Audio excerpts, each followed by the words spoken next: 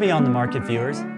Today we're going to be teaching you how to transform local, California-grown fruits and vegetables purchased at one of our many Bay Area farmers markets into something tasty. So let's get started. My name's Andrew. I'm a cooking enthusiast who has some experience working as a line cook at some restaurants, as well as a market manager for Pacific Coast Farmers Market Association.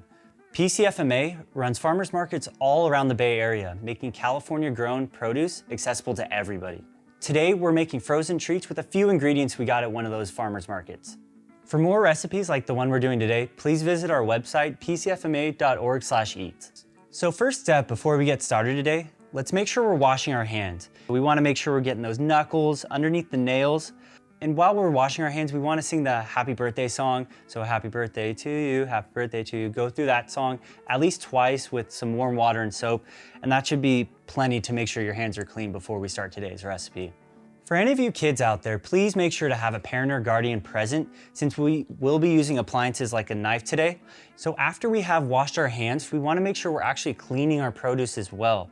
You can do this in a number of ways, either soaking your produce in a water vinegar solution or running it under some water and scrubbing it. So just make sure we're washing it. Even the cherries, we definitely want to make sure we're soaking those as well before we get started cutting into them.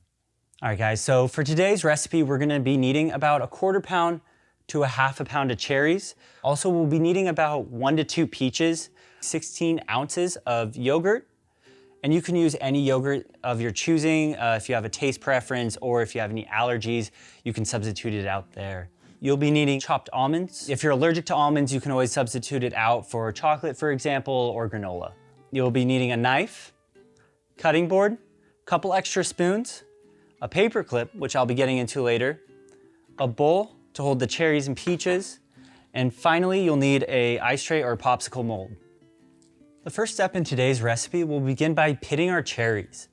There are a number of ways to actually pit cherries, but today we're gonna be using the paper clip method.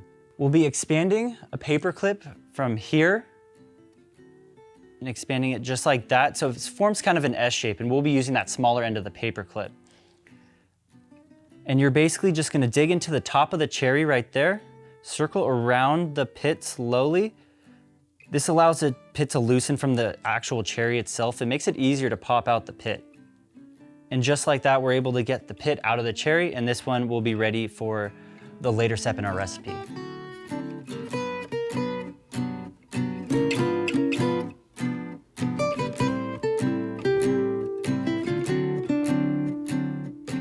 Now that we have our cherries pitted, we're gonna be actually cutting these cherries in half and then taking each half and cutting it a little bit more. We're looking for kind of a fine dice, just to make sure that when we cut up the peaches as well, that there's an even combination between each of these frozen treats that we'll be making.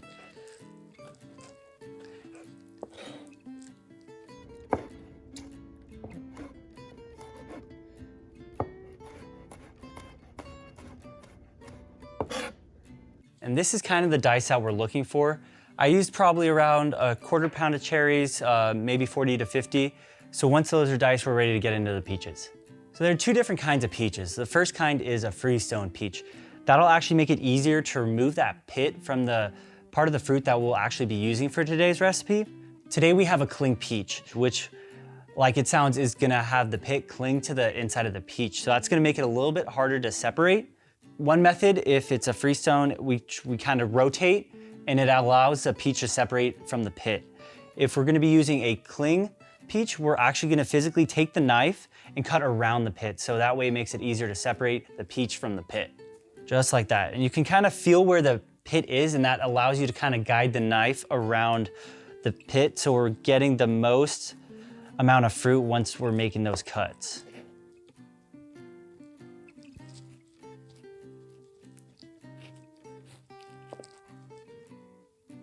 This is kind of what the pit is gonna look like. There is some excess fruit on there, but we really maximize all the fruit that we're able to take off from the pit. You can either eat this as a snack or throw it away, save it for compost, maybe grow a peach tree later, potentially. So I like to cut them into slices and then really cut them down into that nice dice that we were looking for with the cherries.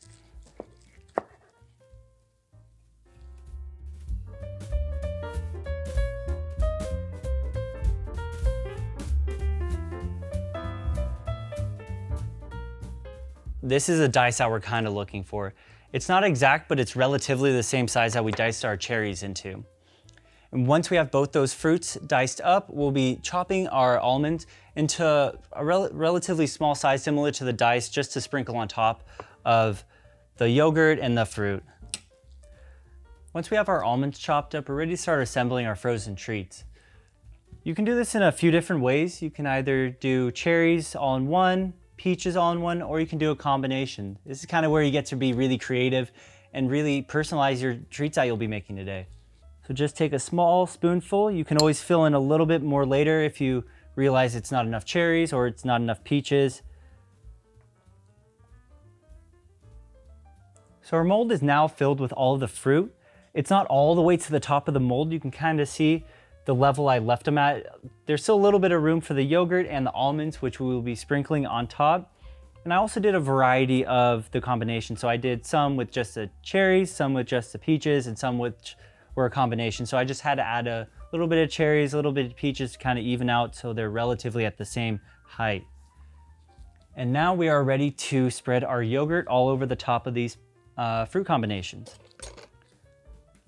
So one easy way you can do that is you could either take a spoon, individually plop it on top of these molds, or if you have an ice tray, for example, just feel free to do a few big spoonfuls and then spread it across with potentially the back of the knife, or if you have a spatula, for example, just kind of makes it a little bit easier of a process.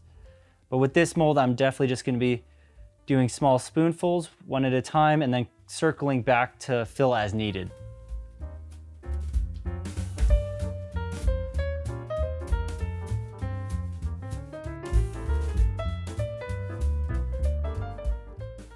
So give it a good shake and then fill yogurt as needed, and then we'll start sprinkling those almonds right on top. I definitely like a decent amount of almonds. Some I won't put on just in case we have anybody enjoying them today that are allergic to nuts. And it should take about 2 hours for them to freeze depending on this amount that you have going in the freezer and the size of them. So let's get those in the freezer and we'll see you guys in 2 hours. Awesome guys, and this is the final product. You can see some of that fruit in there. It's gonna be fantastic tasting, especially with that yogurt that we're using today.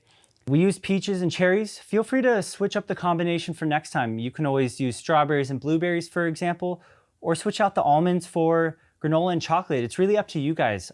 And that concludes today's cooking demonstration, guys. Thank you for joining us today at Beyond the Market.